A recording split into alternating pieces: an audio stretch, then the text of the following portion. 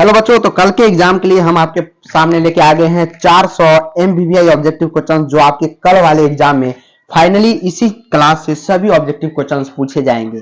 तो इस चैनल पर अभी तक नए हैं तो लाइक सब्सक्राइब शेयर फटाफट से कर दीजिए ताकि सभी स्टूडेंट तक की क्लास पहुंच सके और सभी स्टूडेंट आज के 400 एमबीबीआई ऑब्जेक्टिव क्वेश्चंस को कर सके। साथ ही वो काफी ज्यादा इंपोर्टेंट है और काफी बार पूछे गए सवाल है। तो कल यानी 1 फरवरी के एग्जाम में ये सवाल निश्चित रूप से आपसे पूछे जाएंगे। चलिए क्लास को स्टार्ट करते हैं बिना समय को व्यतीत किए हुए। पहला नंबर सवाल है, सभी क्वेश्चंस का आंसर हाईलाइट किया गया है ताकि आपका बिल्कुल भी टाइम वेस्ट ना हो, क्योंकि लास्ट समय में सभी ऑब्जेक्टिव क्वेश्चंस को मैं यहाँ पे रखने का प्रयास कर रहा हूँ। चलिए, कहता है कि प्रतिलेखन क्या है। तो प्रतिलेखन का मतलब ही क्या होता है, संदेशवाहक आरएनए बनाना ही प्रतिलेखन कहलाता है। याद रखिएगा, ऑप्शन नंबर बी जो होगा बिल्कुल राइट आंसर होगा इस प्रश्न के लिए। नेक्स्ट क्वेश्चन की बात करते हैं। कहता है रोध कूट की संख्या कितनी होती है। प्यारे विद्यार्थियों, रोध कूट की जो संख्या होती है कितनी होती है, 1 होती है, 2 या 3 या 4। तो आपको पता होगा रोध कूट की संख्या कितनी होती है, 4 होती है। सॉरी, कितनी होती है, 3 होती है। कितनी होती है, 3। यानी ऑप्शन नंबर क्या होगा, सी जो होगा बिल्कुल राइट आंसर होगा कि रोध कूट की संख्या कितनी होती है, तो 3 होती है। काफी बार ये सवाल आपसे बिहार बोर्ड के एग्जाम में पूछे गए। चलिए, उत्परिवर्तन समानता कराया जाता है। उत्परिवर्तन समानता कराया जाता है तो गामा किरण में क्या कराया जाता है, उत्परिवर्तन कराया जाता है। Option number B is the right answer and very very important 1 फरवरी के लिए प्यारे विद्यार्थियों, यानी कल एग्जाम जो होने वाला है आप लोगों का उसमें काफी ज्यादा इंपॉर्टेंट होगा। और सेम क्वेश्चंस आज की क्लास से 400 जो क्वेश्चंस आज आपको कराया जा रहा है इससे बाहर आपसे एक भी प्रश्न नहीं पूछा जाएगा। अगला सवाल है कि डीएनए से संदेशवाहक आरएनए बनाने की क्रिया को कहते हैं। डीएनए से संदेशवाहक यानी मैसेंजर आरएनए बनाने की क्रिया को क्या कहते हैं। व्यक्तिकरण, द्विगुणन, वाष्पोत्सर्जन, प्रतिलेखन, रूपांतरण। आपको बता दें प्यारे विद्यार्थी, यहाँ पे ऑप्शन नंबर बी को गलत तरीके से यहाँ पे क्या किया गया है, पेंट किया गया है। डीएनए से संदेशवाहक आरएनए बनाने की प्रक्रिया को हम लोग क्या कहते हैं, प्रतिलेखन कहते हैं। Option number C is the right answer and very very very important questions for your upcoming exam. Next question से कहता है अनुवांशिक कूट में कितने कूट होते हैं। प्यारे विद्यार्थियों, आपको बताना है यहाँ पे अनुवांशिक कूट जो होता है आपके पास टोटल के टोटल कितने होते हैं, 64 अनुवांशिक कूट पाए जाते हैं। याद रखिएगा कितने, 64। यानी ऑप्शन नंबर डी राइट है। काफी ज्यादा इंपॉर्टेंट ये सवाल है और निश्चित रूप से आपके बोर्ड के एग्जाम यानी कल वाले एग्जाम में ये सवाल आपसे पूछे जाएंगे। अनुवांशिक कूट में कुल कितने कूट होते हैं, तो 64। याद रखिएगा। अगला सवाल है कि ऑपरेंड मॉडल किसने प्रस्तावित किया। ऑपरेंड मॉडल किसने प्रस्तावित किया था, जरा बताइएगा।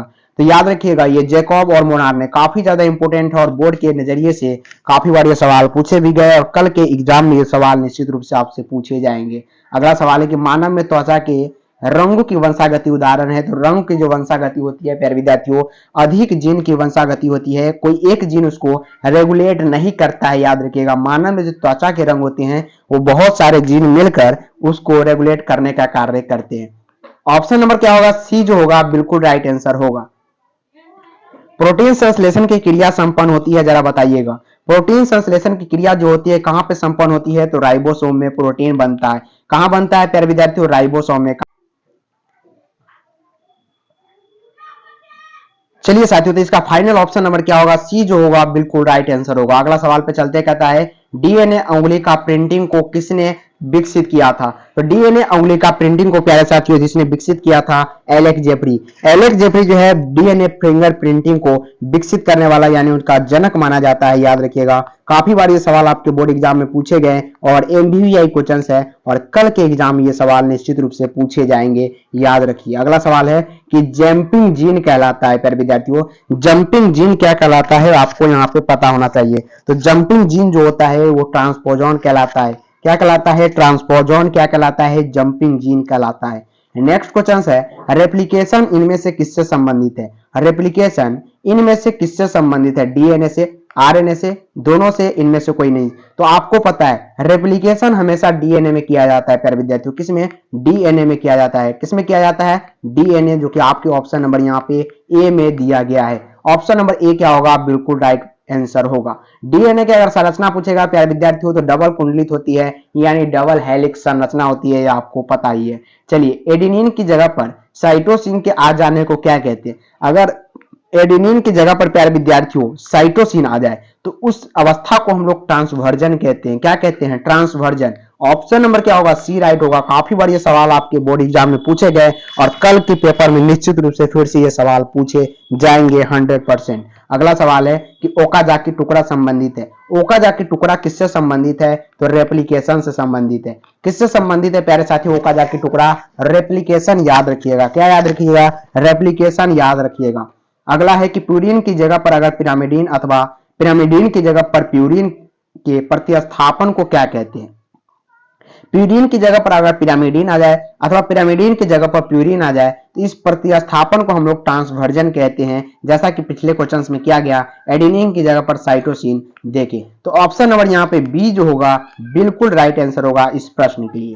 कहता है कि निम्न में से कौन समापन कुटक टर्मिनेटिव कोडोन है, तो टर्मिनेटिव कोडोन जो होता है प्यारे विद्यार्थियों यूएए होता है। यूएए उल्लू आया आया, ये आपका ट्रिक है, याद रखिएगा। समापन कोडोन कहते हैं इसको, काफी बार ये पूछा गया सवाल। अगर प्रारंभन कोडोन कोटक पूछा जाएगा, कोडोन पूछा जाएगा तो ये तीनों क्या है, प्रारंभन है, क्या है, ओपन है, और ये जो है ये समापन कहलाता है। अगला सवाल है कि डीएनए के वे भाग जो प्रोटीन संश्लेषण हेतु कोडिंग में भाग नहीं लेते, नहीं पे फोकस करना है कि डीएनए के वो भाग जो प्रोटीन संश्लेषण यानी प्रोटीन सिंथेसिस में भाग नहीं लेते, कोडिंग में भाग नहीं लेते, उन्हें क्या कहते हैं, तो इंट्रॉन्स कहते हैं। क्या कहते हैं, इंट्रॉन्स। ऑप्शन नंबर ए बिल्कुल राइट है। चलिए 17 नंबर है कि लेक ऑपेरॉन एवं ट्रिप्टोफान ऑपेरॉन सही ढंग से जीन की क्रियाविधि दर्शाता है, तो बैक्टीरिया में दर्शाता है। कहां पे दर्शाता है प्यारे विद्यार्थियों, बैक्टीरिया में। अगला सवाल है कि डीएनए के नॉन कोडिंग क्रम को क्या कहते हैं।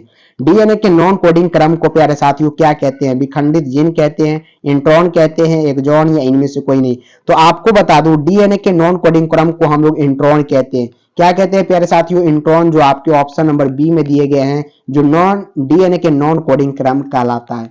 नेक्स्ट क्वेश्चन है 19 नंबर कि इनमें से कौन श्रृंखला प्रारंभ कोडोन है, तो श्रृंखला प्रारंभ कोडोन जो होता है एयूजी होता है। एयूजी जो होता है ये श्रृंखला को क्या करता है, इस प्रकार की श्रृंखला होती है और यहाँ पे ये प्रारंभ कोडोन का कार्य करता है, याद रखिएगा। ऑप्शन नंबर ए जो होगा बिल्कुल राइट आंसर होगा। कहता है जब किसी उत्परिवर्तन में प्यूरिन के स्थान पर पिरामिडीन प्रतिस्थापित हो जाए तो इसे हम लोग ट्रांसवर्जन कहते हैं। रिपीट हो रहा है क्वेश्चन क्योंकि सबसे ज्यादा पूछे जाने वाले सवाल है। कहता है कि जंक डीएनए किसको कहा जाता है, तो नॉन कोडिंग जो क्रम होता है उसको हम लोग जंक डीएनए कहते हैं। वहां पर क्या होता है, डीएनए कोडिंग नहीं कर पाता है, याद रखिएगा। ऑप्शन नंबर बी बिल्कुल राइट है। 22 नंबर क्वेश्चन से कहता है ओकाजाकी फ्रेगमेंट्स कब बनता है। फ्रेगमेंट्स का मतलब यहाँ पे होता है प्यारे विद्यार्थियों टुकड़ा। ओकाजाकी टुकड़ा जिसे बोलते हैं, ये टुकड़ा कब बनता है, तो द्विगुणन अवस्था के दौरान ये टुकड़ा बनता है, ओकाजाकी टुकड़ा जिसे फ्रेगमेंट्स बोलते हैं। ऑप्शन नंबर यहाँ पे सी क्या होगा, बिल्कुल राइट आंसर होगा। चलिए प्रोटीन संश्लेषण के एमिनो अम्ल को सक्रिय करने की किसकी आवश्यकता होती है। प्रोटीन संश्लेषण के एमिनो अम्ल को अगर हमको सक्रिय करना है तो किसकी आवश्यकता होती है, तो एटीपी का, एडेनोसिन ट्राइफॉस्फेट। इसको क्या बोलते हैं, एडिनोसिन ट्राइफॉस्फेट। आपको इसका फुल फॉर्म पता होना चाहिए। ऑप्शन नंबर डी बिल्कुल राइट आंसर होगा। अगला सवाल है 24 नंबर, कहता है स्थानांतर की प्रक्रिया संबंधित है। स्थानांतर की जो प्रक्रिया होती है वो प्रोटीन संश्लेषण में क्या होती है, संबंधित होती है। ऑप्शन नंबर यहाँ पे डी जो होगा बिल्कुल राइट आंसर होगा। 25 नंबर क्वेश्चन है, फटाफट से बताने का प्रयास कीजिए। सुपरफास्ट क्लास है और 400 क्वेश्चन का सोल्यूशन आज की इस वीडियो में आपके सामने किया जाएगा ताकि कल के एग्जाम में एक भी क्वेश्चन आपसे ना छूटे। तो किस स्थिति में F2PD में समलक्षणी और समजीनी अनुपात समान होता है, तो अपूर्ण प्रभावता, याद रखिएगा। अपूर्ण प्रभावता में ऐसा देखा गया है। चलिए ट्रांसक्रिप्शन के लिए एंजाइम जरूरी है, बताइएगा। तो ट्रांसक्रिप्शन के लिए जो एंजाइम प्यारे साथी जरूरी है, आरएनए पॉलीमरेज। आरएनए पॉलीमरेज जो है ये ट्रांसक्रिप्शन के लिए एंजाइम जरूरी है। ऑप्शन नंबर बी जो होगा बिल्कुल राइट आंसर होगा। डीएनए खंड जो समान उग्र तथा पश्च कोड को पढ़ता है क्या कहलाता है। कहता है कि डीएनए के खंड इस प्रकार के होते हैं और इधर से भी पढ़ ले, उसको हम लोग पैलिंड्रोमिक डीएनए कहते हैं, जो आपके ऑप्शन नंबर ए में दिए गए हैं प्यारे विद्यार्थियों। कहता है आरएनए में निहित प्यूरिन की मात्रा बताना है आपको। तो प्यूरिन कौन कौन से पाए जाते हैं? ग्वानिन और एडेनिन, जिसे हम जी से और ए से सूचित करते हैं। ये ग्वानिन और ये एडेनिन कहलाता है, याद रखिएगा। कहता है साइटोसिन एवं ग्वानिन के बीच हाइड्रोजन बंध की संख्या कितनी होती है? साइटोसिन ये हो गया और ग्वानिन हो गया। तो आपको पता है साइटोसिन और ग्वानिन हमेशा थर्ड बॉन्ड के साथ क्या होता है? यहाँ पे कॉन्जुगेट होता है। एडेनिन और थाइमिन की बात करें, डबल बॉन्ड के साथ यहाँ पे कॉन्जुगेट होता है। तो साइटोसिन और ग्वानिन की बात आपसे पूछा गया, टोटल के टोटल 3 हाइड्रोजन बॉन्ड इनके बीच पाए जाते हैं। आरएनए के लिए कौन सही है? तो आरएनए के लिए ये बिल्कुल सही है। एडेनिन जो होता है हमेशा यूरासिल के साथ होता है आरएनए में। डीएनए की बात करें तो एडेनिन जो होता है वो हमेशा डबल बॉन्ड के साथ थाइमिन के साथ जुड़ा होता है। तो ये आपको फोकस करने वाली बात है। काफी बार ये सवाल आपसे पूछे गए हैं कि आरएनए में यूरासिल के जगह थाइमिन के जगह पर यूरासिल होता है, तो डीएनए में क्या पाया जाता है यूरासिल के जगह पर? तो थाइमिन, याद रखिएगा। ऑप्शन नंबर ए यहाँ पे बिल्कुल राइट आंसर होगा। अगला सवाल है कि निम्न में से कौन परिवर्तनशील है परंतु खास प्रजाति के लिए स्थिर है? तो ये जो होगा परिवर्तनशील तो है लेकिन किसी खास प्रजाति के लिए हमेशा स्थिर रहता है। अगला सवाल है कि कौन सा टर्मिनल स्टॉप कोडोन है? तो टर्मिनल स्टॉप कोडोन जो होता है प्यारे विद्यार्थियों, अंबर इसे बोलते हैं, ओकर और ओपल भी बोलते हैं। इनमें से सभी जो हो ये स्टॉप कोडोन के अंतर्गत आता है, यानी ऑप्शन नंबर डी जो होगा बिल्कुल राइट होगा। 33 नंबर सवाल थोड़ा बड़ा है, जूम आउट करना पड़ेगा। कहता है कि किसी पॉलीपेप्टाइड श्रृंखला में 100 अमीनो अम्ल है, इससे कितने प्रकार का प्रोटीन निर्माण टेम्पलेट जेनेटिक कोड के तहत हो सकता है? तो जेनेटिक कोड के तहत जो हो सकता है प्यारे विद्यार्थियों 20,100 स्क्वायर, याद रखिएगा। ऑप्शन नंबर क्या होगा? बिल्कुल यहाँ पे ए जो होगा राइट आंसर होगा। अगला सवाल पे चलते, कहता है निम्न में से कौन सा टीआरएनए का रिकॉग्नाइजेशन है? तो एंटीकोडोन जो होगा ये आरएनए का क्या है? रिकॉग्नाइजेशन। ऑप्शन नंबर ए बिल्कुल यहाँ पे इस प्रश्न के लिए राइट आंसर होगा। कहता है आरएनए का संश्लेषण होता है, तो आपको पता ही है डीएनए के सेंस स्टैंड पर क्या होता है? आरएनए का संश्लेषण किया जाता है। कहां पे? डीएनए के सेंस स्टैंड पर आरएनए का संश्लेषण किया जाता है। कहता है किसी जेनेटिक कोड के 64 कोडोन में कितने कोडोन्स द्वारा 20 प्रकार के अमीनो अम्ल का संश्लेषण होता है? तो आपको पता है 61 कोडोन के द्वारा 20 प्रकार के अमीनो अम्ल का संश्लेषण किया जाता है, जो हमारे बॉडी में टोटल पाया जाता है। चलिए, काफी इंपॉर्टेंट सवाल है, आपके बोर्ड एग्जाम के लिए कई बार पूछे गए हैं और कल के एग्जाम में भी निश्चित रूप से ये सवाल आपसे पूछा जाएगा। कहता है प्रोटीन संश्लेषण के लिए आयनाइजेशन कोडोन है, तो जीजीयू जो होता है ये बिल्कुल राइट आंसर होगा। ऑप्शन नंबर बी जो होगा काफी बार पूछे गए सवाल है। जेनेटिक कोड कहाँ रहता है? तो जेनेटिक कोड कहाँ पे रहता है? मैसेंजर आरएनए पर रहता है। एमआरएनए जिसे शॉर्ट में बोलते हैं, यहीं पे जेनेटिक कोड पाए जाते हैं। काफी बार ये सवाल आपके बोर्ड एग्जाम में पूछे गए, इसलिए कल के एग्जाम के लिए भी काफी ज्यादा इंपॉर्टेंट ये क्वेश्चन हो सकता है। कहता है डीएनए में कोडोन ए है, इसके एंटी कोडोन क्या होगा? तो एंटी कोडोन भी क्या होगा? ए ही होगा। बिल्कुल यहाँ पे क्या होगा? Right answer option number A होगा। कहता है निम्नलिखित क्षार का दूसरा नाम 5 मेथिल यूरेसिल है। निम्नलिखित क्षार का दूसरा नाम 5 मेथिल यूरेसिल है, तो थाइमिन को हम लोग बोल सकते हैं 5 मेथिल यूरेसिल। क्या बोल सकते हैं? 5 मेथिल यूरेसिल, जो आपके ऑप्शन नंबर थाइमिन दिख रहा है। बिल्कुल यहाँ पे सी जो होगा राइट आंसर होगा। चलिए, निम्न में से न्यूक्लिक अम्ल आनुवांशिक पदार्थ और उत्प्रेरक दोनों का कार्य करता है। तो आरएनए जो होता है ये आनुवांशिक पदार्थ भी है और कैटालिस्ट की तरह भी कार्य करता है। किसकी तरह? कैटालिस्ट के भी, यानी उत्प्रेरक की तरह भी कार्य करता है। कौन? आरएनए, याद रखिएगा। काफी बार ये सवाल आपके बोर्ड एग्जाम में पूछे गए हैं। कहता है एक प्रारूपिक न्यूक्लियोसोम में हिस्टोन अष्टक पर लिपटे डीएनए कुंडली में क्षार युग्म की संख्या होती है। तो जो इस प्रकार के जो आपके यहाँ पे दिया गया है न्यूक्लियोसोम अष्टक का स्ट्रक्चर्स आपके एनसीईआरटी में, उस पर क्या किया जाता है? डीएनए को लपटा जाता है। तो 200 के क्षार युग्मों की संख्या उस पर होती है, याद रखिएगा। मानव जीनोम में क्षार युग्म की संख्या बताइए। काफी ज्यादा इंपॉर्टेंट है, एमबीबीआई है और कल के बोर्ड एग्जाम में निश्चित रूप से ये पेपर में छप गया होगा। 3 × 10⁻⁹ जो होती है मानव जीनोम में क्षार युग्म की संख्या होती है। चलिए, 44 नंबर सवाल है। कहता है मानव के निम्नलिखित गुणसूत्र में जीन की संख्या सर्वाधिक है। तो गुणसूत्र 1 जो होता है प्यारे विद्यार्थियों, इसमें जीन की संख्या क्या होता है? सर्वाधिक पाया जाता है। निम्नलिखित में अंगुली छापी तकनीक को सर्वप्रथम विकसित किया, हमने आपको बताया एलेक्स जेफरी। इसी ने फिंगरप्रिंट्स का सबसे पहले इस्तेमाल और 1 मिनट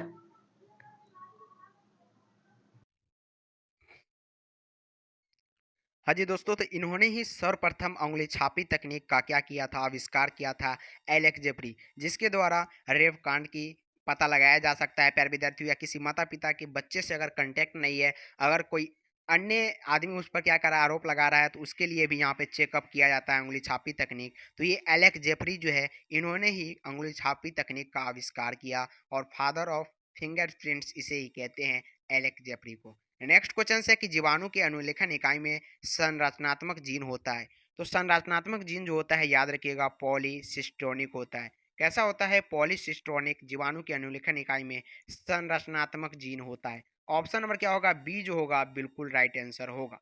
चलिए, निम्नलिखित में अंतराणविक जीन अवस्था उपस्थित नहीं होता है, तो जीवाणु में क्या होता है? नहीं होता है। ऑप्शन नंबर ए क्या होगा? बिल्कुल यहाँ पे राइट आंसर होगा। अगला सवाल है कि निम्नलिखित आरएनए पॉलीमरेज सुकेंद्रित में दूत आरएनए का अनुलेखन करता है, तो पॉलीमरेज सेकेंड। पॉलीमरेज सेकेंड यहाँ पे याद रखिएगा दूत आरएनए की तरह कार्य करता है। ऑप्शन नंबर बी यहाँ पे बिल्कुल राइट आंसर होगा।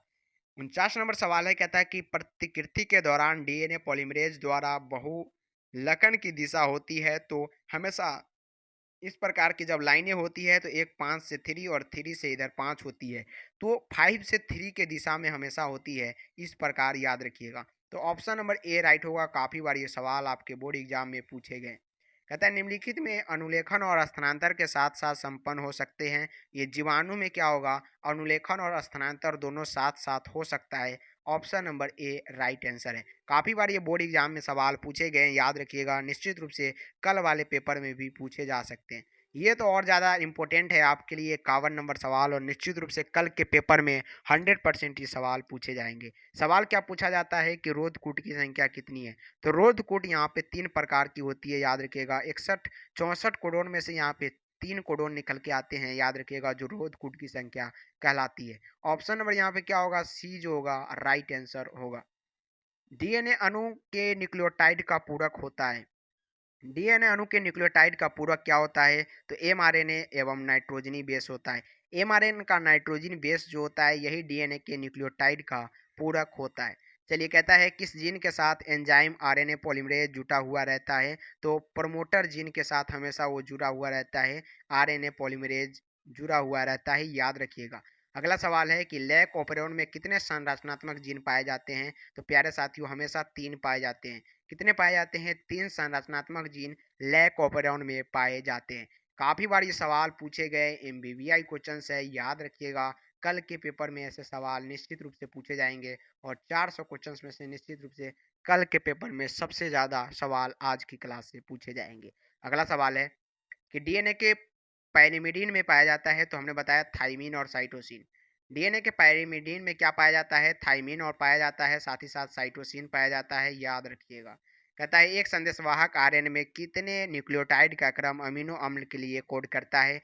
3 जो होता है, ये कोड करने का कार्य करता है। अगला सवाल है कि ट्रांसफर आरएनए में पाए जाने वाले 3 क्षारकों का क्रम जो संदेशवाहक आरएनए कोडोन से बंधा रहता है, उसे हम लोग एंटी कोडोन कहते हैं।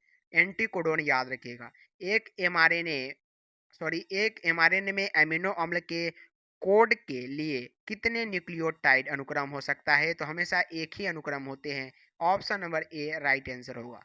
डीएनए द्विगुणन में किस एंजाइम की मुख्य भूमिका होती है?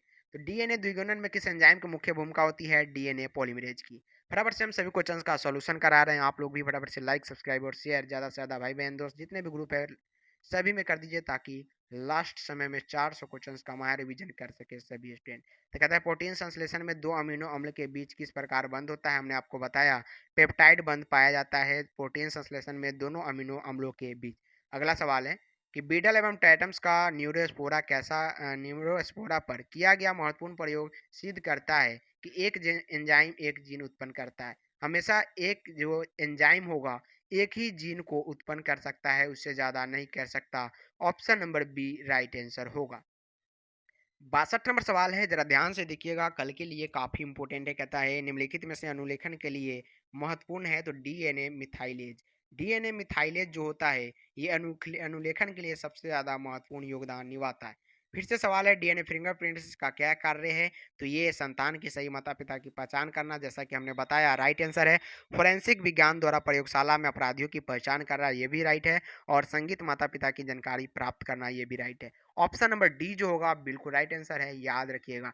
अगर आपसे पूछा जा सकता है 2 नंबर के सवाल में भी, तो इस सवाल को याद रख सकते हैं कि डीएनए फिंगरप्रिंट का बारे में 2-3 लाइन में लिखिए, तो इस प्रकार आपको यहाँ पे लिखना है। 2 नंबर के सवाल में निश्चित रूप से पूछे जाएँगे कल के बोर्ड एग्जाम में।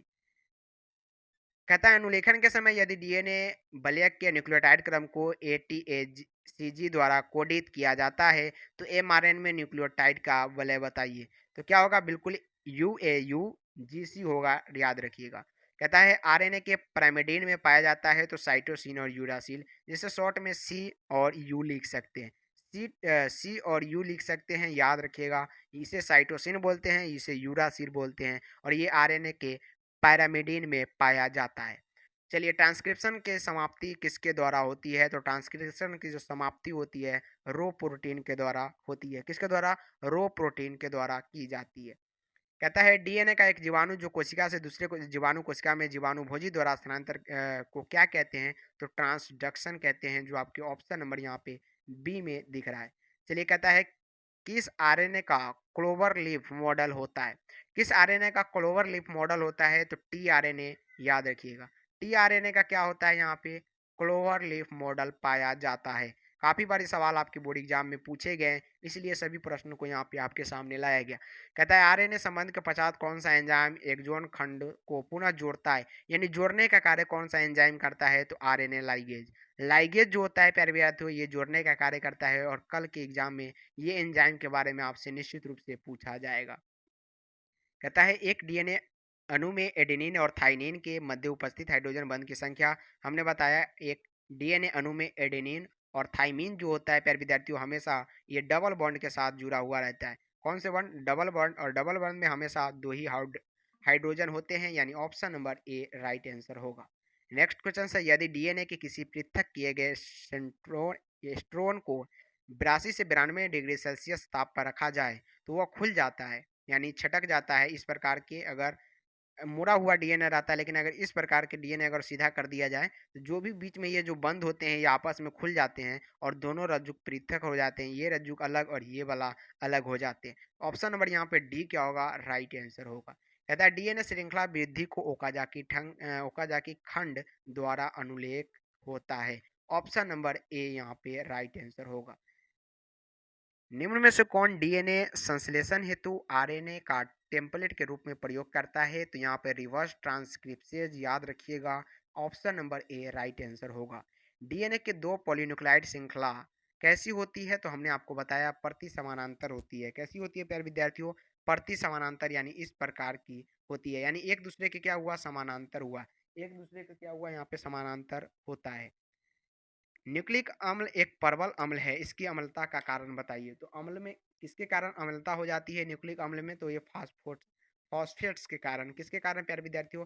फॉस्फेट्स के कारण। अगला सवाल है कि निम्न में से कौन न्यूक्लियोटाइड है? तो हमने आपको बताया था न्यूक्लियोटाइड एडिनाइक्लिक एवं ग्वानिन अम्ल ये भी है, साइटिडिक और यूराडिकिल अम्ल ये भी है, और यानी ऑप्शन नंबर डी जो है सभी एक प्रकार का न्यूक्लियोटाइड है। क्या है? एक प्रकार का न्यूक्लियोटाइड। एडिनाइलिक अम्ल कौन सा है? तो यहाँ पे एडेनिन के साथ राइबोज और फॉस्फेट होना चाहिए, तो ये एडिनाइलिक अम्ल कहलाता है। ऑप्शन नंबर ए यहाँ पे राइट आंसर है। कहता है उच्च न्यूक्लियोटाइड में शर्करा है, तो यहाँ पे उच्च कोई पेंटोज में जो हो सकता है, उच्च न्यूक्लियोटाइड में शर्करा पाया जाता है। वाटसन और क्रिक द्वारा डीएनए मॉडल को बृहद ग्रोव किसका साइट है? काफी इंपॉर्टेंट सवाल है, तो याद रखिएगा हिस्टोन प्रोटीन का बंधन, हिस्टोन प्रोटीन में वो बंधित होता है। ऑप्शन नंबर ए राइट होगा। 2 नाइट्रोजन क्षार के हाइड्रोजन बंध के बीच की दूरी कितनी होती है? तो हमेशा ही समान होती है, याद रखिएगा। किसी डीएनए में एडेनिन जोड़ा बनता है थाइमिन से। किसी डीएनए की बात हमने की थी, हमने बताया था एडेनिन जो होता है हमेशा थाइमिन के साथ डबल बॉन्ड के साथ जुड़ता है, लेकिन आरएनए की बात आती है तो एडेनिन हमेशा डबल बॉन्ड के साथ यूरासिल के साथ जुड़ता है। तो अभी के लिए यहाँ पे एडेनिन जोड़ा बनता है थाइमिन से, याद रखिएगा। अगला सवाल है कि किसी बीटा डीएनए की एक बल है, यानी स्पाइरल में न्यूक्लियोटाइड की संख्या, तो हमेशा बीटा डीन में कितना? 10 यहाँ पे एक वलय में न्यूक्लियोटाइड की संख्या होती है। कहता है यदि डीएनए में 10 वलय हो तो डीएनए की लंबाई 340 एंगस्ट्रॉम यानी यहाँ पे 34 नैनोमीटर कहा जाता है, याद रखिएगा। अगला सवाल है कि एक न्यूक्लिक अम्ल अणु की आधारभूत इकाई को कहते हैं तो न्यूक्लियोटाइड कहते हैं। क्या बोलते हैं प्यारे विद्यार्थियों? न्यूक्लियोटाइड।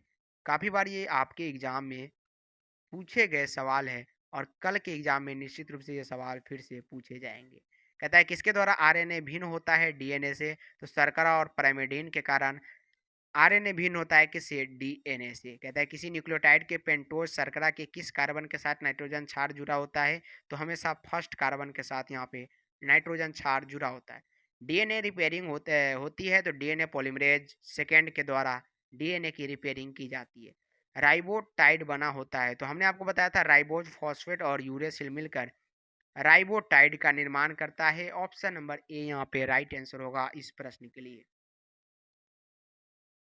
चलिए 89 नंबर सवाल का जवाब बताइएगा कि अनुलेखन में भाग लेने वाला एंजाइम क्या है? अनुलेखन में भाग लेने वाला एंजाइम कौन सा है? तो DNA polymerase third. DNA polymerase third जो होता है अनुलेखन में भाग लेने वाला एंजाइम होता है। निम्नलिखित आरएनए अनुकूलक अणु का कार्य करता है तो अंतरण आरएनए के द्वारा ये करता है। ऑप्शन नंबर बी बिल्कुल राइट आंसर है। निम्नलिखित वैज्ञानिक ने इचरेसिया कोलाई में लैक प्रचालकों के समस्त जानकारी दी। जैकब और मोनाट ने इचरेसिया कोलाई के बारे में बताया था, याद रखिएगा। इसे हम लोग ई कोलाई शॉर्ट में बोलते हैं, ई कोलाई शॉर्ट नाम भी याद रखिएगा। काफ़ी बार यूज आपके बोर्ड एग्जाम में किए जा चुके हैं ये वर्ड। लैक प्रचालकों में निम्नलिखित जीन द्वारा बीटा गैलेक्टोसाइड संश्लेषण होता है तो जीन वाई, याद रखिएगा क्या? Gene Y. अगला सवाल है कि निम्नलिखित अणु पहला आनुवंशिक पदार्थ है। तो पहला जो हमारे पृथ्वी पर आनुवंशिक पदार्थ था वो आरएनए था और ये जो है अभी किस में पाया जाता है? वायरस में पाया जाता है। किस में? वायरस में अभी भी आरएनए पाया जाता है जो काफ़ी घातक साबित होता है और इसका वैक्सीन बनाना काफ़ी नुकसानदायक और काफ़ी ज़्यादा जटिल माना जाता है। अगला सवाल है कहता है डीएनए खंड निम्न द्वारा जोड़ा जाता है। हमने बताया था डीएनए लाइगेज एक प्रकार का एंजाइम होता है, डीएनए टुकड़ों को जोड़ने का कार्य करता है। डीएनए आरएनए से अलग होता है किसके द्वारा? तो नाइट्रोजन क्षारक और शर्करा के द्वारा डीएनए आरएनए से अलग हो जाता है। हमने बताया था आपको यहाँ पे आरएनए में क्या होता है? यूरासिल, जबकि डीएनए में थाइमिन। तो यही क्या है? नाइट्रोजन बेस और शर्करा है, इसीलिए क्या होता है? दोनों अलग होता है डीएनए और आरएनए। डीएनए पॉलीमरेज की खोज किसने की थी? तो ये कार्नबर्ग जो होता है इन्हीं का नाम है, कार्नबर्ग, और डीएनए पॉलीमरेज की खोज इन्होंने ही किया था। कौन सा आरएनए थोड़े समय के लिए होता है? तो एमआरएनए यानी मैसेंजर आरएनए सिर्फ मैसेज दिया और नष्ट हो गया, याद रखिएगा। ये काफ़ी बार आपके बोर्ड एग्जाम में पूछे गए सवाल है। डीएनए के डबल हेलिक्स मॉडल में प्रत्येक समाचार दूसरे से कितने दूर पर होता है? हमेशा हमने बताया अभी 0.34 नैनोमीटर। उस समय हमने एंगस्ट्रॉम में शायद बताया था, लेकिन यहाँ पे जो होगा 0.34 नैनोमीटर के दूरी पर हर एक क्षार जुड़ा हुआ रहता है। विभाजन जीन में कोडिंग क्रम को कहते हैं तो एक्सॉन कहते हैं। अगर किसी जीन में विभाजन हो रहा है तो उस कोडिंग क्रम को हम लोग क्या बोलते हैं? एक्सॉन। बीटा डीएनए के एक पूर्ण घुमाव में कितने बेस प्रेरक होते हैं? तो हमेशा 10। एक घुमाव जो होता है प्यारे विद्यार्थियों, एक घुमाव के अंतर्गत ये जो इतना आया एक घुमाव इतना, इसमें कितने जीन आ जाते हैं? तो टोटल के टोटल 10 जीन होते हैं। चलिए राइबोसोम का बृहत समूह क्या कहलाता है? तो पॉलीराइबोसोम। बृहत कहने का मतलब बहुत सारा, अगर समूह बन जाए राइबोसोम का तो क्या कहलाएगा? तो पॉलीराइबोसोम कहलाता है। निम्नलिखित में से कौन आनुवांशिक पदार्थ कहलाता है? यहाँ पे क्या होगा? आनुवांशिक पदार्थ कहलाता है डीएनए और प्रोटीन वसा। तो ये जो होगा प्यारे विद्यार्थी, तो प्रोटीन वसा आनुवांशिक पदार्थ नहीं है। डीएनए जो होगा यहाँ पे ये एक प्रकार का क्या है? आनुवांशिक पदार्थ है। डीएनए क्या है? एक प्रकार का न्यूक्लियक, याद रखिएगा, आनुवांशिक पदार्थ। लैक प्रचालक नियमन करता है तो जैकब और लैक प्रचालक नियमन दिया, मतलब नियम होगा यहाँ पे, नियम दिया तो जैकब और मोनार्ड ने रैक प्रचालक का नियम दिया था। फास्फोरस निम्नलिखित में से किसका घटक है? तो हमने बताया था न्यूक्लिक अम्ल का, जैविक झिलिया का और कोशिका ऊर्जा स्थानांतरण प्रणाली का, यानी ऑप्शन नंबर डी जो होगा बिल्कुल राइट आंसर होगा। फास्फोरस इन्हीं का क्या है? घटक है।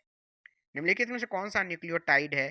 तो न्यूक्लियोडिक अम्ल जो होगा, न्यूरिडिक अम्ल, ये एक प्रकार का न्यूक्लियोटाइड है। अगला सवाल है कि डीएनए में कौन सा नाइट्रोजन क्षार उपस्थित होता है? तो हमेशा यूरेसिल नाइट्रोजन क्षार में उपस्थित होते हैं।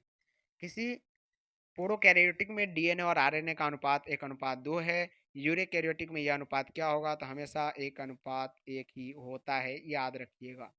निम्न में से कौन आरएनए के लिए उपयुक्त नहीं है? थाइमीन।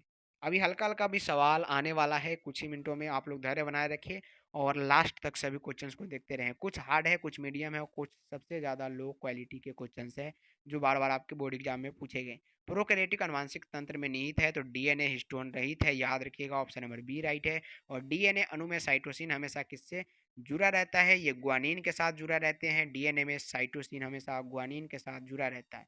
डीएनए की जांच की विधि बताइए? तो ये फ्लोरेजन रिएक्शंस के द्वारा डीएनए की जांच की जाती है। अगला सवाल है, डीएनए में कौन सा नाइट्रोजन क्षार है? हमने सब बताया था, एडेनिन, थाइमिन, ग्वानिन और साइटोसिन। आरएनए की बात करता है तो एडेनिन, यूरेसिल, ग्वानिन और साइटोसिन, याद रखिएगा। काफ़ी ज़्यादा इंपॉर्टेंट सवाल आपसे बन सकते हैं आपके बोर्ड एग्जाम कल वाले एग्जाम में। डीएनए में निहित पैरामिडीन है, तो थाइमिन और साइटोसिन, ऑप्शन नंबर ए बिल्कुल राइट है। एंटीकोडॉन किससे संबंधित है? तो टीआरएनए से संबंधित है, याद रखिएगा। एक द्विबलीय डीएनए अणु में दो बल का विन्यास बताइए? तो एक मुख्य अक्ष के चारों ओर कुंडलित द्वारा, ऑप्शन नंबर ए यहाँ पे राइट आंसर होगा। कहता है किसी कोशिका में सबसे अधिक पाया जाने वाला आरएनए, तो आरआरएनए सबसे ज़्यादा पाए जाते हैं। माना जाता है कि 85% आरआरएनए ही पाया जाता है। डीएनए अणु प्रति समानांतर है क्योंकि हाइस्टस बंध पाया जाता है, इसलिए प्रति समानांतर होता है।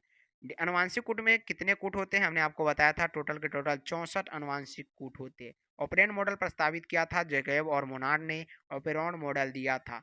जीन किससे बना होता है? बिल्कुल पॉलीन्यूक्लियोटाइड का क्या होता है? जीन बना होता है, ऑप्शन नंबर सी राइट है।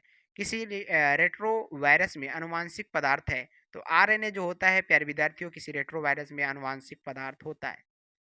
त्रिक यू यू यू कोड किसके लिए होता है? तो ये फेनिल एनालिन के साथ होता है, याद रखिएगा, ऑप्शन नंबर सी राइट होगा। जान उत्परिवर्तन में एडेनिन ग्वानिन द्वारा प्रतिस्थापित होता है, यह ट्रांथिशियंस कहलाता है। कहता है खुराना को नोबेल पुरस्कार क्यों मिला था? तो जीन के रासायनिक संश्लेषण हेतु खुराना को नोबेल पुरस्कार से सम्मानित किया गया। जीव की रासायनिक उत्पत्ति का सिद्धांत किसके द्वारा बताया गया है? तो ओपेरॉन और होल्डन के द्वारा उत्पत्ति का सिद्धांत दिया गया आपके विकास वाले चैप्टर्स में। ओपेरॉन का कौन सा जीन रिप्रेशन प्रोटीन बनाता है? तो रेगुलेटर, यहाँ पे याद रखिएगा। नेक्स्ट क्वेश्चन है, न्यूक्लियोसोम में उपस्थित होता है, तो हिस्टोन अणु क्या होता है? यहाँ पे न्यूक्लियोसोम में उपस्थित होता है। अगला सवाल है, निरंतर क्रियात्मक जीन है, तो ये हाउस कीपिंग जीन्स जो होता है ये क्या होता है? निरंतर क्रियात्मक जीन होता है। कहता है विभिन्नता का अंतिम स्रोत है, तो उत्परिवर्तन क्या है? विभिन्नता का अंतिम स्रोत माना जाता है। किसी पादप हाइब्रिड को किसके द्वारा फर्टिलाइज किया जा सकता है? तो पॉलिसिशियंस के प्रयोग से, पॉलीप्लॉइडी और गैनोसन युक्ति द्वारा उसको फर्टिलाइज किया जाता है। निकट संबंध के बीच अंतर प्रजनन द्वारा होता है। विभिन्नताओं में ह्रास हो जाती है निकट संबंधी अगर प्रजनन कराया जाता है तो। सोमाक्लोन विभिन्नता है, तो उत्तक संवर्धन द्वारा उत्पन्न होता है सोमाक्लोन, आपको पता ही है, ऑप्शन नंबर ए बिल्कुल राइट आंसर होगा। अगला सवाल है, निम्न में से किस डीएनए अणु में प्यूरिन है? तो एडेनिन और ग्वानिन में क्या है? प्यूरिन है। एक जाति के लिए अनुपात नियम है, तो एडेनिन प्लस साइटोसिन बटे थाइमिन प्लस ग्वानिन। निम्न में से कौन प्रारंभिक कोडोन है? तो एयूजी, एयूजी है प्यारे विद्यार्थियों, प्रारंभिक कोडोन है। निम्न में से कौन समजात कोडोन है? तो आपको पता है यूएजी, यूरासिल एडेनिन ग्वानिन, ये क्या है? समापन कोडोन के अंतर्गत आता है। राइबोसोम के बड़े गुच्छ को क्या कहते हैं? तो पॉलीराइबोसोम्स कहते हैं। पहले भी क्वेश्चन आ चुका है, कल के बोर्ड एग्जाम में निश्चित रूप से पूछा जाएगा। लैक ऑपरेंड का घटक नहीं है, तो प्राइमरी जीन जो होता है ये लैक ऑपरेंड का घटक नहीं माना जाता। ओकाजाकी खंड क्या है? तो हमने बताया था, लेंजिंग स्टैंड पर डीएनए के छोटे खंड को ओकाजाकी टुकड़ा बोलते हैं। एक सही अनुक्रम में डीएनए खंड जुड़ता है, तो आरएनए पॉलीमरेज द्वारा एक सही अनुक्रम में डीएनए खंड जुड़ते हैं। डीएनए फिंगरप्रिंटिंग निम्न में से क्या है? तो एक प्रकार का डीएनए टाइपिंग और प्रोफाइलिंग दोनों है। डीएनए की प्रोफाइलिंग और टाइपिंग दोनों की जाती है। क्रॉसिंग ओवर किस अवस्था में होता है? पैकेटीन अवस्था। कल के लिए एमबीबीआई सवाल है ये, और निश्चित रूप से आपके कल वाले एग्जाम में पेपर में ये छपेगा। पैकेटीन अवस्था में क्रॉसिंग ओवर पाई जाती है। न्यूक्लिक अम्ल पॉलीमर है, तो न्यूक्लियोटाइड का पानी जो होता है न्यूक्लिक अम्ल पॉलीमर होता है। 48 नंबर सवाल पे हम लोग आ चुके हैं प्यारे विद्यार्थियों। तो आप लोगों भी फटाफट से जितना स्पीड में हम लाइक आपको क्वेश्चंस कराते चल रहे हैं उतना ही स्पीड में आपको लाइक सब्सक्राइब और शेयर भी कर देना है सभी भाई बहन दोस्त सभी के पास, ताकि सभी स्टूडेंट जुड़ सके और इस 400 सवाल को फटाफट से कर सके। न्यूक्लियर अम्ल में नाइट्रोजन बेस के बीच कौन सा बंधन होता है, हमने आपको बताया था हाइड्रोजन बंध पाए जाते हैं। कहता है बीटा डीएनए के पूर्ण घुमाव में नाइट्रोजन बेस कितने पेयर्स होते हैं, तो हमेशा 10 पेयर्स होते हैं, याद रखिएगा।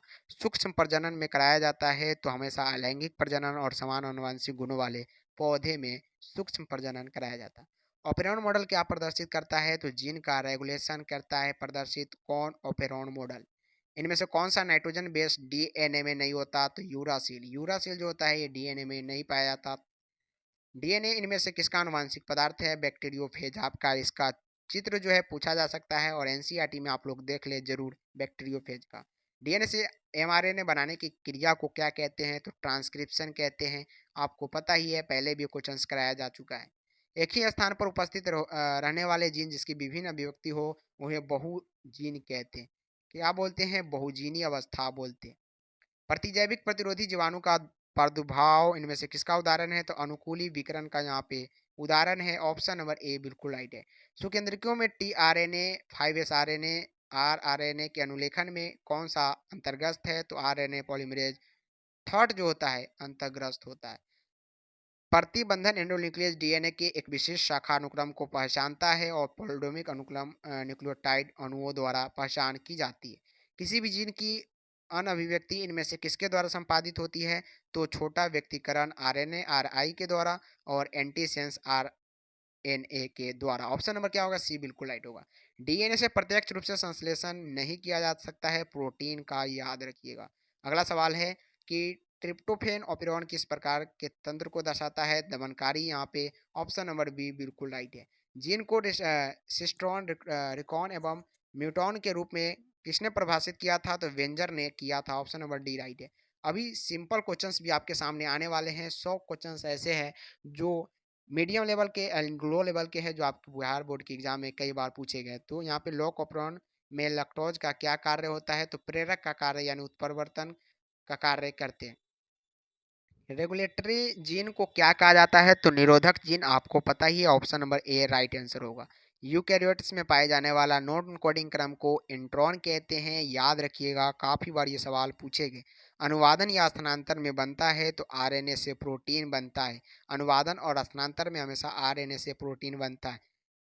आरएनए से प्रोटीन, याद रखिए। अगला सवाल है कि प्लाज्मिड के संदर्भ में सत्य है, तो जीन स्थानांतर में बहुत प्रयोग होते हैं। अगला सवाल है कि न्यूक्लियोसाइड है, तो नाइट्रोजन क्षारक प्लस शर्करा मिलकर न्यूक्लियोसाइड का निर्माण करते हैं। अगर इसमें फॉस्फेट मिल जाए तो ये अगर मिल जाए तो ये क्या होगा, न्यूक्लियोटाइड हो जाएगा। डीएनए अणु में साइटोसिन 18%, तो एडेनिन का प्रतिशत 32%। अगर जोड़ी में ना पूछा जाए तो आपको 50 में से आपको घटा देना है, जो दिया हुआ है ये आपको 32% निकल के आ जाएगा। ऑप्शन नंबर डी जो होगा बिल्कुल राइट होगा। इस प्रकार के प्रश्न एक क्वेश्चन निश्चित रूप से आपसे कल के पेपर में पूछे जाएंगे। अगला सवाल है, अगला सवाल, चलिए अब हम चलते हैं अगला पीडीएफ पे। चलिए साथियों, हम लोग आ चुके हैं नेक्स्ट यहाँ पे। और पहला सवाल है इस पीडीएफ का कि वायरस के कोर में इनमें से क्या पाया जाता है, तो वायरस के कोर में जो पाया जाता है आपको पता है, यहाँ पे डीएनए और आरएनए दोनों पाया जाता है। क्या पाया जाता है, डीएनए और आरएनए दोनों पाया जाता है, यानी ऑप्शन नंबर क्या होगा, सी बिल्कुल राइट होगा। अगला सवाल, इन्फ्लुएंजा इनमें से किसके द्वारा होता है, तो मिक्सो वायरस, याद रखिएगा। मिक्सो वायरस के द्वारा इन्फ्लुएंजा रोग पाया जाता है। फिलीपाओ हाथी पाँव रोग का रोगाणु का नाम पूछा गया। विचरेरिया वेनक्रेप्टी का नाम आपको पता होगा, यही जो है फुल पाँव हाथी पाँव रोग का कारक है।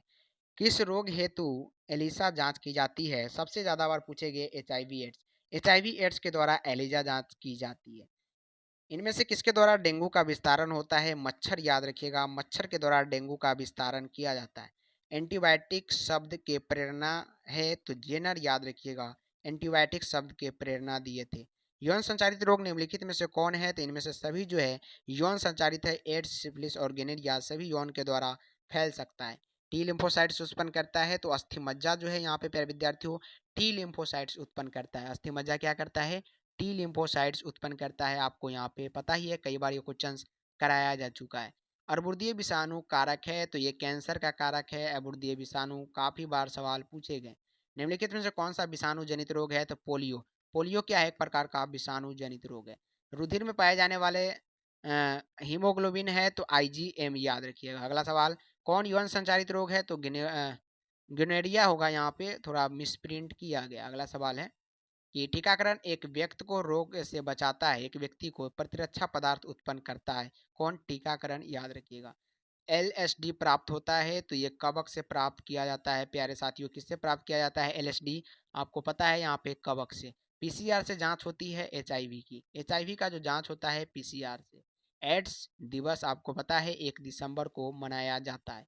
एड्स का कारक भी पता है एचआईवी वायरस, रेट्रोवायरस जिसे बोलते हैं, पुराना विषाणु जिसे हम लोग बोलते हैं, काफी घातक विषाणु होता है। एड्स का कारक एचआईवी वायरस सर्वप्रथम किस कोशिका को नष्ट करता है? टी हेल्पर्स कोशिका को नष्ट करने का कार्य सबसे पहले करता है। ट्यूबरक्लोसिस के लिए कौन सा टीका प्रयुक्त किया जाता है? बीसीजी का टीका ट्यूबरक्लोसिस के लिए प्रयुक्त किया जाता है। ओंकोजीन इनमें से किसके लिए उत्तरदायी है? तो ये कैंसर के लिए उत्तरदायी है। बुचेरिया बेनिक्रोप्टी आदमी में फैलेरिया रोग पैदा करता है, यह किस समूह का है? हेलमेंथीज समूह का अंतर्गत आता है। ऑप्शन नंबर डी राइट होगा। दीपक दीपल एंटीजन, ट्रिपल एंटीजन होगा यहाँ पर। टीका का उपयोग नहीं होता है ट्रिपल, तो डिप्थेरिया के लिए नहीं किया जाता है। एचआईवी निम्न में से किस कोशिका पर आक्रमण करता है? टी हेल्पर कोशिका। फिर भी रिपीट है क्योंकि काफी ज्यादा इंपॉर्टेंट है। ऐसे पदार्थ जिनके प्रति प्रतिरक्षा अनुक्रिया होती है उसे हम लोग एलर्जन कहते हैं, याद रखिएगा। एलर्जी में बनने वाले प्रतिरक्षा है आईजीई प्रकार के प्रतिरक्षा है। एलर्जी के कारण निकलने वाले रसायन का नाम बताइए? तो ए और बी, हिस्टामिन और सेरोटोनिन दोनों उत्सर्जित होता है। कौन जीवाणु से होने वाली बीमारी है? तो इन्फ्लुएंजा जो है जीवाणु से होने वाली बीमारी है, याद रखिएगा। एलिफेंटियासिस का कारक बताइए? तो वेचरेरिया बेनिक्रेप्टी जो है एलिफेंटियासिस का मुख्य कारण माना जाता है। तंबाकू का मुख्य अवयव निकोटीन माना जाता है, याद रखिएगा। टीबी किससे होता है? तो माइकोबैक्टीरियम से टीबी होता है। वायरस जनित रोग क्या है? तो इन्फ्लुएंजा एक प्रकार का वायरस जनित रोग है। कैंसर का कारक बताइए? तो ऑन्कोजिन्स और अबुर्दीय विषाणु जो होता है दोनों के दोनों यहाँ पे क्या होता है? कैंसर का कारक होता है। यानी ऑप्शन नंबर क्या होगा? बिल्कुल ऑप्शन नंबर यहाँ पे सी राइट होगा। सुजाक गोनोरिया रोग है तो एक प्रकार का यौन संचारित रोग है, याद रखिएगा। काफी सारे अभी ऑब्जेक्टिव बचे हुए हैं जो आपको कराना बाकी है और करा रहे हैं फटाफट से। हिस्टामिन संबंधित है एलर्जी से। डेंगू बुखार किसके कारण होता है? विषाणु के कारण, याद रखिएगा। यौन संचारित रोग तो क्लेमेडिया, एड्स और हर्पिस दोनों यौन संचारित रोग है।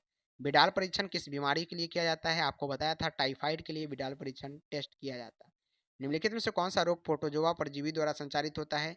एमीबियासिस, मलेरिया और कालाजार सभी क्या है? प्रोटोजोआ द्वारा फैलता है। विषा जो समान होते हैं अवुर्दीय विषाणु में ऐसा होता है। ब्राउन शुगर जो है रासायनिक रूप से क्या है? तो एक मिथिड्रीन जो है ब्राउन शुगर है। एंटीहिस्टामिन और स्टेरॉइड के प्रयोग से शीघ्रता से आराम मिलता है। एलर्जी से क्या मिलता है? आराम। एड्स में कौन सी कोशिका सर्वाधिक प्रभावित होती है? टी हेल्पर सेल्स जो होती है सर्वाधिक प्रभावित होती है। मनुष्य में सबसे अधिक होने वाला कैंसर कार्सिनोमा जो है सबसे अधिक होने वाला कैंसर है और सिंपल है। अगला सवाल, चेचक किसके कारण होता है? विषाणु आपको पता है। चिकन पॉक्स किसके कारण होता है? तो वेरिसेला वायरस होती है, ये भी एक प्रकार की। अल्कोहल द्वारा किस अंग पर कुप्रभाव पड़ता है? यकृत यानी लीवर पे। और गहरी निद्रा को प्रेरित करने वाली औषधि कौन है? सेडेटिव मालिक। निकोटीन क्या है? एक प्रकार का क्षारीय होता है और ये एक प्रकार का क्या है? निकोटीन। ऑप्शन नंबर ए क्षारीय राइट होगा और एक धूम्रपान की तरह यूज किया जाता है। एड्स का कारक अगर पूछेगा एचआईवी। कौन प्रोटोजोआ जनित रोग है? मलेरिया। कौन बैक्टीरिया जनित रोग है? सिफिलिस। टी लिम्फोसाइट्स कहाँ उत्पन्न होता है? अस्थि मज्जा में। प्रतिरक्षा तंत्र को पूर्ण रूप से दमन के लिए कौन सी कोशिका है? निरोधी टी कोशिका। लिम्फोसाइट्स के ऊपर क्या रहता है? आईजीडी। रेबीज का टीका किसने प्रचलित किया था? तो लुइस पास्चर, आपको पता ही है। डिप्थीरिया, टेटनस, कुकुर खांसी आदि के लिए कौन सी टीका लगवाना चाहिए? तो डीटीपी हीमोग्लोबिन की टीका लगती है। हिस्टामिन संबंधित है, एलर्जी से संबंधित है। एलर्जी जब होता है हिस्टामिन स्रावित होती है। किसके अध्ययन को ऑन्कोलॉजी कहते हैं? तो ट्यूमर यानी कैंसर के जो हो जाती है ट्यूमर उसको अध्ययन को हम लोग ऑन्कोलॉजी कहते हैं। कौन कैंसर से संबंधित है? लाइपोना, ल्यूकेमिया और लिम्फोमा दोनों तीनों क्या यहाँ पे कैंसर से संबंधित है। कैंसर बीमारी का उपचार शल्य चिकित्सा के द्वारा हो सकता है। कीमोथेरेपी और रेडियोथेरेपी किया जा सकता है। ऑप्शन नंबर डी क्या होगा? बिल्कुल राइट। म्यूटाजिनेसिस कौन सा है? तो इनमें से सभी एक्सरे, रेडियो एक्टिव किरण और सरसों गैस। संदेन मंदक पदार्थ तंबाकू है, याद रखिएगा। निम्नलिखित समूह में कौन संदेशनात्मक स्वापक पदार्थ है? कोकीन, हीरोइन और हशीश सबसे खतरनाक ड्रग्स माना जाता है तीनों को। संक्रमित पेयजल से फैलने वाला रोग इनमें से कौन है? तो मियादी बुखार या टाइफाइड। निम्नलिखित में से वायु जनित रोग कौन सा है? निमोनिया वायु के द्वारा फैलता है। पोलियो को चिकित्सीय भाषा में क्या कहते हैं? शैशव लकवा बोलते हैं। बिडाल परीक्षण द्वारा किसका पता चलता है? हमने आपको बताया टाइफाइड का। मलेरिया परजीवी के संक्रमण की मुख्य अवस्था क्या है? स्पोरोज्वाइट है। मलेरिया परजीवी की रोगवाहक इनमें से कौन है? तो मादा एनोफ्लीज, याद रखते चलिए। समूह की एंटीबॉडीज से एलर्जी क्रिया प्रारंभ होती है। आईजीई जब स्त्रावित होती है तो हमारे बॉडी में एलर्जी क्रिया प्रारंभ हो जाती है। भूमि की उर्वरा शक्ति को प्रभावित करने वाला समूह जैविक खाद कहलाता है। जैविक खाद का मुख्य स्रोत हरा शैवाल है। सबसे बड़ी क्वेश्चंस आपके बोर्ड एग्जाम में बनते हैं कि ऑन्कोलॉजी किसका अध्ययन है? तो कैंसर का। यौन संचारित रोग गोनोरिया यौन संचारित रोग है। कैंसर किस कारण से होता है? हमने आपको बताया ऑन्कोजीन्स के द्वारा होता है। कौन सा जीवाणु जनित रोग है? तो इनमें से सभी कुष्ठ रोग, क्षय रोग और हैजा सभी जीवाणु के द्वारा फैलता है। 77 नंबर सवाल है प्यारे साथियों, फटाफट से आप लोग लाइक शेयर सब्सक्राइब करते चले और 77 नंबर सवाल का जवाब बताएं कि इनमें से कौन स्व प्रतिरक्षा रोग का उदाहरण है? रोमेटाइटिस अर्थराइटिस जो है स्व प्रतिरक्षा रोग के कारण अपने आप बीमारी हो जाती है। तंबाकू के सेवन से शरीर में कौन सा उपापचय परिवर्तन शीघ्र परिलक्षित होता है? तो दोनों। यहाँ पे अधिवृक्क ग्रंथि में उद्दीपन से कैटोकोलोमीन का रक्त में स्त्राव और व्यक्ति के रक्तचाप तथा हृदय स्पंदन की दर में एकाएक वृद्धि। कौन सी बीमारी परिवजक द्वारा उत्पन्न होती है? तो हे ज्वर। इनमें से फफूंदी द्वारा उत्पन्न रोग कौन सा है? दाद एवं सल की विषाक्तता। कौन कृमि जनित संक्रामक रोग नहीं है? हेपेटाइटिस। कौन प्रोटोजोआ परजीवी द्वारा संचालित रोग कौन सा है? तो इनमें से सभी अमेबियता, मलेरिया और काला ज्वर। रोगी के शरीर में रोगाणुओं को नष्ट करने वाली औषधियाँ प्रतिजैविक कहलाती है। मनुष्य में वह प्रतिरक्षा जो जन्म के समय तक मौजूद रहती है, सहज प्रतिरक्षा। कौन एक स्व प्रतिरक्षा का उदाहरण है? रूमेटाइटिस अर्थराइटिस, हमने आपको बताया ये ठेहुने में अपने आप क्या होती है? रूमेटाइटिस अर्थराइटिस हो जाती है और यह स्व प्रतिरक्षा घातक बीमारी है। निम्न में पश्च विषाणु कौन है? Human immuno defensive syndrome virus जो है एचआईवी वायरस जिसे हम लोग बोलते हैं, पश्च विषाणु रेट्रोवायरस विषाणु कहलाता है। निम्न में से पूर्वजता उत्पन्न करने वाली बीमारी कौन सी है? हे ज्वर। कैंसर के इलाज के लिए निम्नलिखित में से कौन सा प्रचलित नहीं है? तो फिजियोथेरेपी उसके लिए नहीं की जाती है, याद रखिएगा। एड्स के लिए स्क्रीनिंग परीक्षण एलिजा जांच की जाती है। तो प्यारे विद्यार्थियों ये जो था आपके सामने सभी क्वेश्चंस काफ़ी इंपॉर्टेंट थे एंड सभी को एक बार फिर से बेस्ट ऑफ लक आपके कल के एग्ज़ाम के लिए।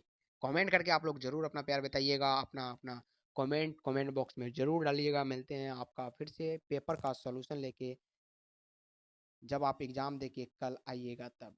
तो आज के लिए इतना ही। जय हिंद, जय भारत एंड जय बिहार। दोबारा इस वीडियो को 2x के स्पीड में घुमा के जरूर देख ले, काफ़ी इंपॉर्टेंट ये आपके लिए वीडियो होने वाला है और सभी प्रश्न आपसे यहीं से पूछे जाएंगे। तो मिलते हैं फिर से आपका सॉल्यूशन वीडियो के साथ। आज के लिए इतना ही।